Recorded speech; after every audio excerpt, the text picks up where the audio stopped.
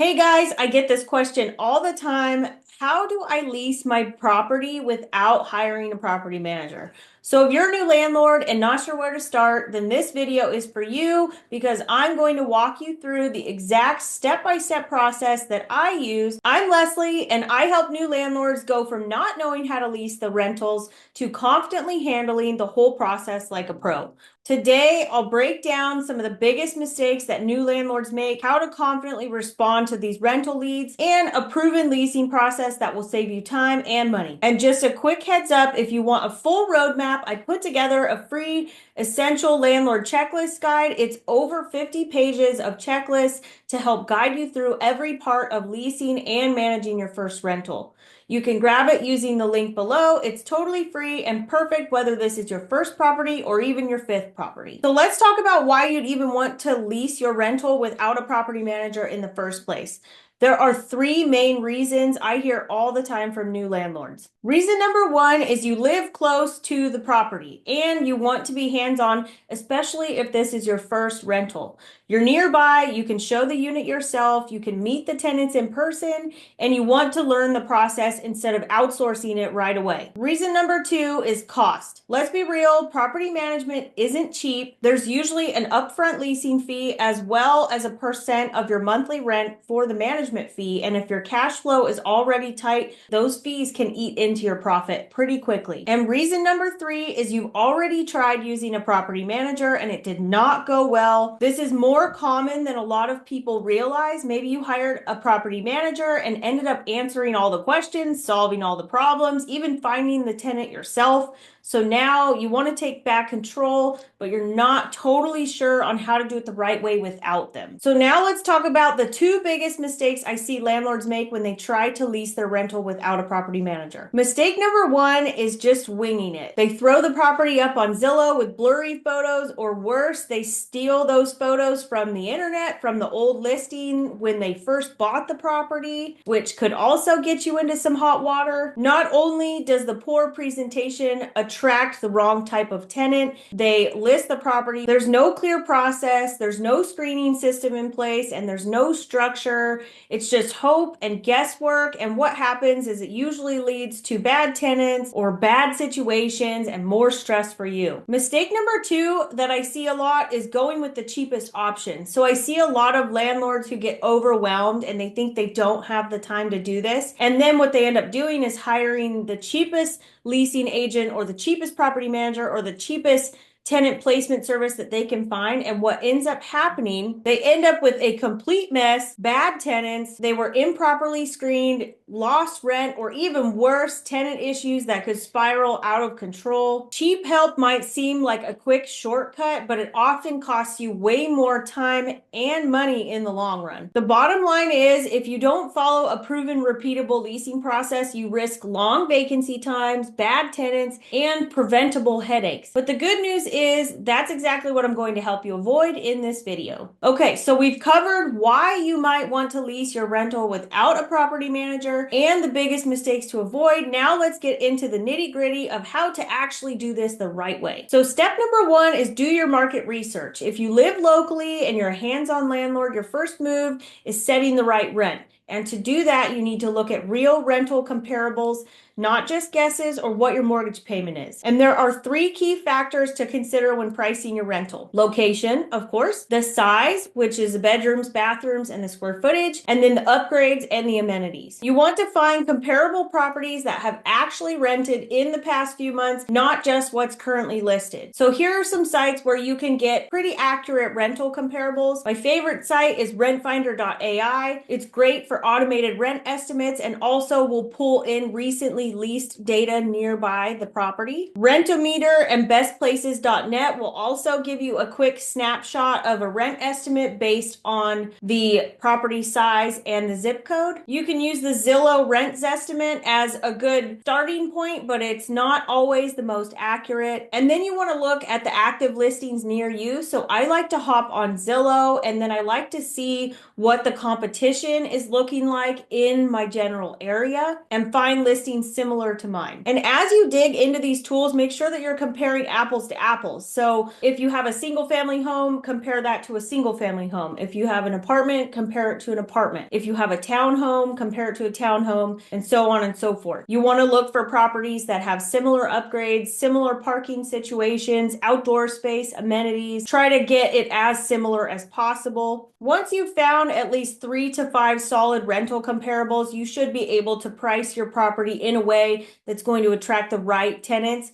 without leaving money on the table or sitting vacant for too long. The next step in this process is creating a listing description that actually attracts the right tenants and also saves you time. This isn't about just listing out the basics of the property. A great rental description should include a story about the unit, pre-answer a lot of common questions, and most importantly, you want to filter in those qualified leads and filter out the ones that don't fit. So how you're going to do this right is you're going to use clear, attention-grabbing language. You want to start strong with a headline that should mention the key details like the number of bedrooms, bathrooms, if it's upgraded, pet-friendly, or anything that makes the property stand out. Of course, you need to stick to fair housing guidelines and avoid any language that discriminates, even if it's unintentional. Use inclusive, neutral descriptions and focus on the property, not the person that you think should live there. You should include key features in your description that should answer questions for the reader. That is something like, what's it like to live here? You want to cover the essentials of the property, the square footage, the layout, the bedroom, bathroom, the upgrades, special amenities, parking, laundry, heating, cooling. And then lastly, the neighborhood features. You want to have a nice few sentences on the neighborhood itself. So what's nearby and what is your ideal tenant looking for that's nearby the property. So are you trying to attract young people without saying it? Then maybe you're going to want to talk about bars, restaurants, shopping, different things like that. If your property leans more towards families, then you'll want to talk about the great schools that are nearby or the great parks, different things like that that attract in your ideal tenant for that property. The last piece of your listing description is where a lot of people miss this. You want to add in the logistics. So this is where you're going to save yourself from a lot of questions. You want to include in the listing description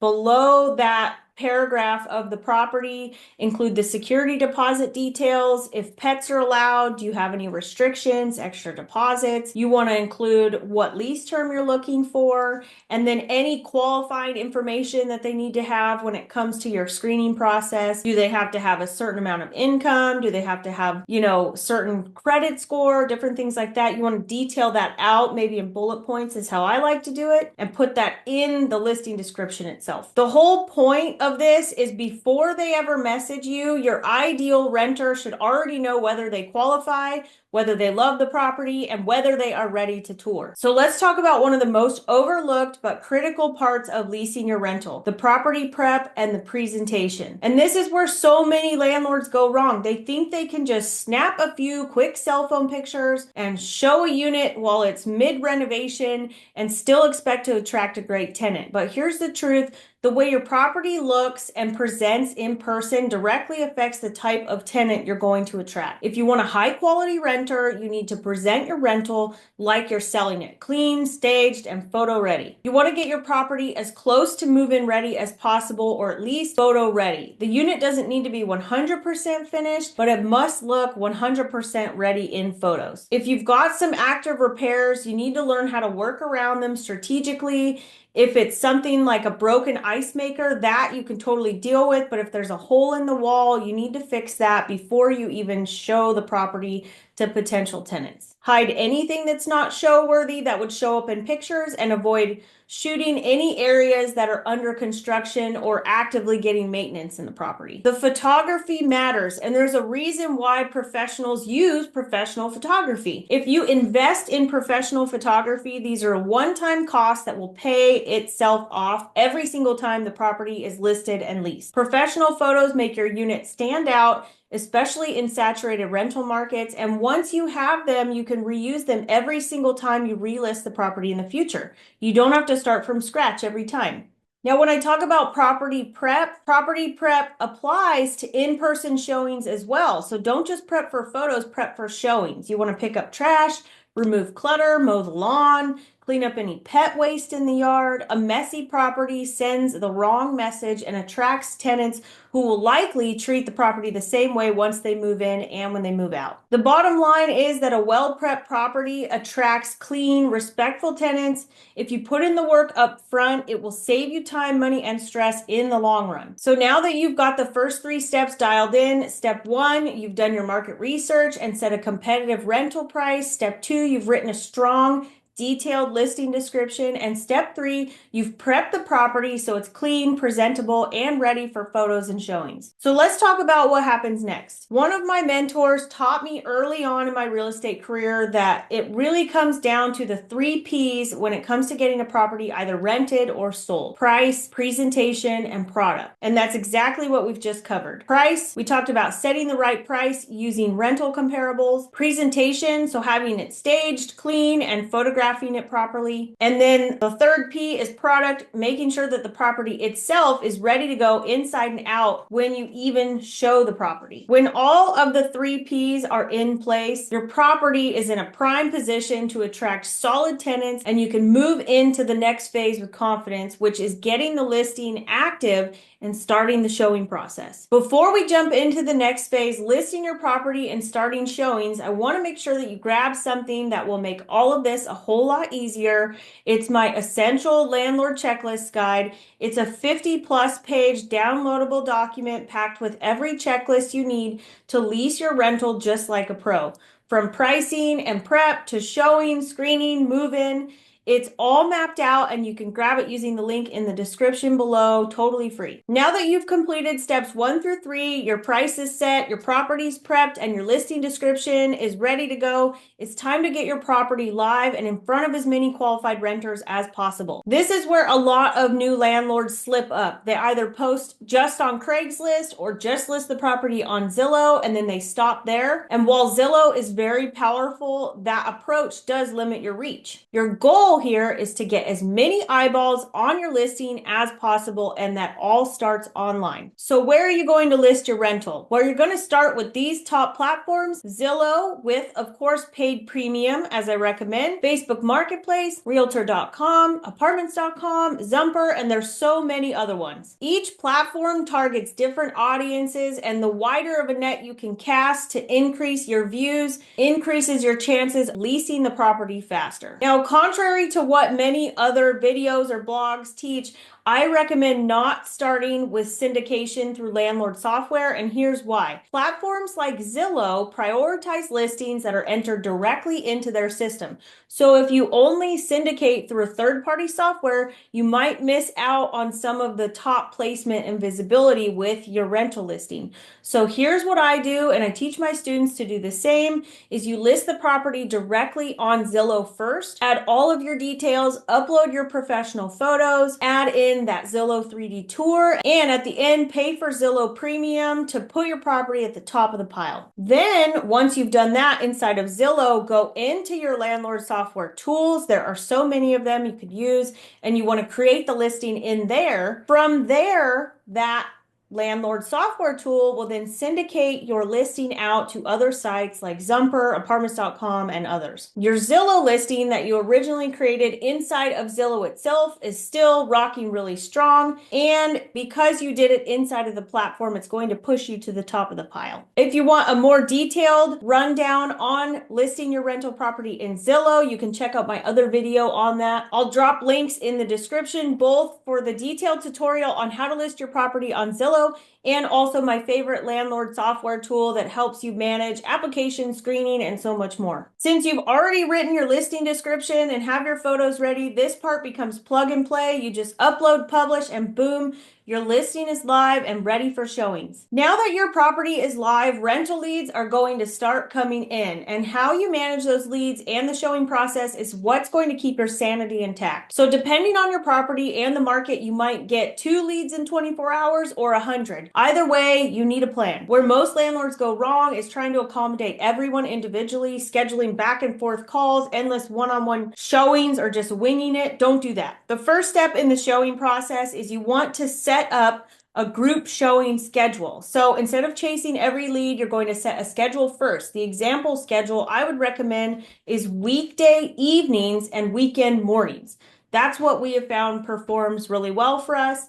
You want to pick times that works for you because you want to remember that you're in control here. Then you're going to create a simple template that you can copy and paste to leads. You want to save it in your phone in either a Google Doc, or you can use the Notes app in your phone. And here's a sample script. So thank you for your interest in property address. We're hosting group showings this week on the following times: Friday at 6, Saturday at 10, yada, yada. Let me know which time works best for you, and please confirm what day and time you can attend. When they reply, you're going to add their name to a list for that day and time inside of that Google Doc or that note in your phone. So when they show up for the actual showing, you're going to find their name on their time slot and check them off, almost just like a list at a club. Now, when these leads are coming in, you want to make sure that you read the inquiry. Some leads, especially on Zillow, will ask a lot of questions. Don't ignore those questions. You want to answer their questions first and then send your group showing message template all in one big reply. Often, I find that the leads that are asking detailed questions are more serious renters. If you're getting a lot of the same questions over and over again, that is a key point for you to update your listing description to make it more clear. Now, contrary to what a lot of other people talk about, a lot of people teach a pre-screening before showings. I personally don't love this. It can scare off really good renters and feel almost aggressive. Instead, make your listing description so detailed with your lease terms and requirements up front that alone will filter out the wrong people and attract those who qualify. So now when you're actually running the showings, you want to do this just like a professional. So when they arrive, introduce yourself, greet them by name, and use your list and check them off your list. You want to hand them a flyer with the rental details, the lease terms, the application link, or a QR code to the application link. Then you want to let them walk the unit at their own pace, but be available to answer any questions. Another thing to note when you're communicating with leads is I don't encourage anyone to apply before they actually see the unit that's for rent. Just tell them that please view the property first to make sure it's the right fit before you submit your application. This will help you potentially avoid some of those refund requests that can come in, because sometimes people will like to apply before touring, but instead of them wasting an application fee, they don't need to do that until they actually tour the property. One red flag to point out is if someone says to your messaging template, I don't do group showings, just leave them alone. That's a big red flag. Group showings are pretty common and standard, and if someone's not okay with that, then they're likely not going to be easy to manage later on. So the next step in managing leads would be following up and collecting feedback. So if someone seemed interested but they didn't apply, go ahead and follow up with them the next day and say, hey, first name, address them by name because you met them at the tour, and just say, thanks for touring the property yesterday. You seem kind of interested. Are you still interested, or do you have any feedback? Something like that. It's just a real simple message. Sometimes they'll ghost you, but often they'll respond with something that might be useful to you, which is like, we found something else, so you could mark them off your list, or we loved it, but we wish it had a bigger yard. This gives you real insight from renters who are out actively shopping. And if they give you feedback, like say it was too messy or too dirty, that's something that you can actually fix. Or if they said it was overpriced, they found something cheaper that's bigger, then maybe you're overpriced. Bottom line is, when your price, presentation, and product are dialed in and you run your showings with structure, you'll attract more serious tenants and make the leasing process way easier on yourself. So now that you've already outlined your lease terms and rental criteria in your listing description in the beginning, let's talk about the next critical piece, which is the tenant screening process. And this step goes hand in hand with handling leads and running the showings. So you don't want to skip this step, because a strong screening process helps you to protect your rental. So you want to make sure that you're using an online application. You don't want to do paper applications. You don't want to deal with that anymore. No one does that. So let's be clear, do not use paper applications. We're in the digital world now, and there are tons of tools that make this process smooth and easy. There are several options. Free tools that I've used are Zumper, Turbo Tenant, the free version of it, and Stessa. These allow rental applicants to submit their application online, and it will do the screening and the background check for you within the platform, and they pay the screening fee directly to the platform. You can also use Zillow's free tools, but as I mentioned in my other video on listing your property on Zillow, I don't recommend using Zillow's screening platform, but it is great for listings, not so much for screening. If you want more control of the rental application and the questions that are on there, you need to use a paid platform, some type of landlord software. I personally use Door Loop, and you can customize the whole entire application. But if you're just starting out, that might not be a good fit for you. But with a paid platform, you can customize the application. You can require the document uploads, which would be like the ID, your income docs, pet photos, and you can control what documents are submitted and when, and then you can track and store everything in one place. So what you want to request from the applicants inside of your application, once they've submitted the online application, you've done the credit and the background check, you're going to want to get bank statements, proof of income, so either pay stubs or maybe W-2s, or more bank statements if they're self-employed. You want to request their photo ID to make sure that that matches the rental application. And then I always request the pet information and a pet photo. All of this is laid out in the Essential Landlord Checklist Guide, so you can grab it for free using the link in the description. So how do you review applications just like a pro? You want to read the application first. You want to read it all line by line. You want to match names, dates, details to bank statements and pay stubs. You want to cross-check employer info and income along with that in the bank statements and the pay stubs. And then you want to run landlord references. So I wouldn't just use the current landlord, try to go 2 or 3 landlords deep if possible. Then once they're approved, you found your ideal tenant. You want to reconfirm the lease terms, who pays for what, what's included, what's not, review any special conditions or responsibilities, and then it's time to move into the lease signing. So now you're at the point where you need to draft the lease. You just approved your applicant, and there are a lot of tools out there that can help you with just some basic templates like Zillow or Turbo Tenant or other landlord software platforms. They all provide these lease templates where you can plug in your terms. But here's the truth: the best lease is the one that's reviewed by a local attorney who understands landlord tenant law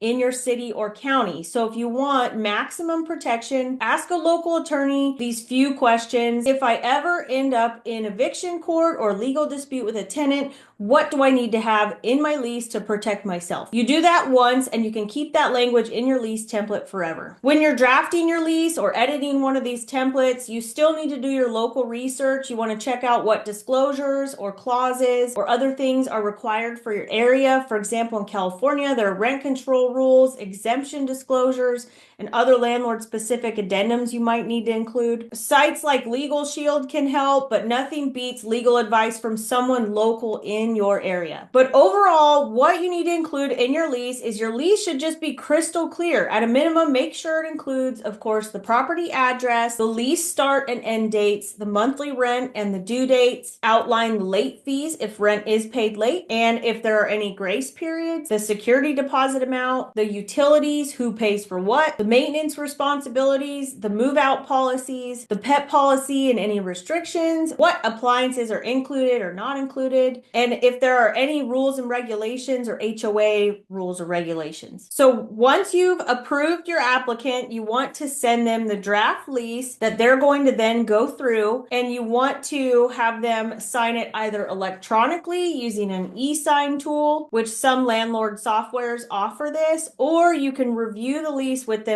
on a call or in person so they understand everything. Especially if this is your first time leasing, in person is a good way to go, where you run through your lease agreement with them line by line and everybody just signs on the spot in person. Once that lease is signed, congratulations, you have officially leased your property. After the lease signing, your final step is collecting any of the rent funds and the deposits, and then confirming the utilities are in the tenant's name and setting up the move-in walkthrough. And then voila, you have completed the whole process and gotten them all the way from leasing to move-in. So a quick recap on how to lease your property without a property manager. We covered in this video how to set the right rental price through market research, how to write a clear, detailed listing description, how to prep your property for showings and photography, where and how to list your rental online, how to handle leads and group showings, how to run the application and screening process, and how to approve your tenant and draft a strong lease. You are 100% capable capable of leasing your property on your own. If you live locally, have just 1 or 2 units, and you want to save on the management fees, then this is definitely a good way to go. So if you found this video helpful, hit that like button and be sure to grab the Essential Landlord Checklist Guide in the description below. It will walk you through everything from leasing to move-in and beyond. And as always, happy landlording!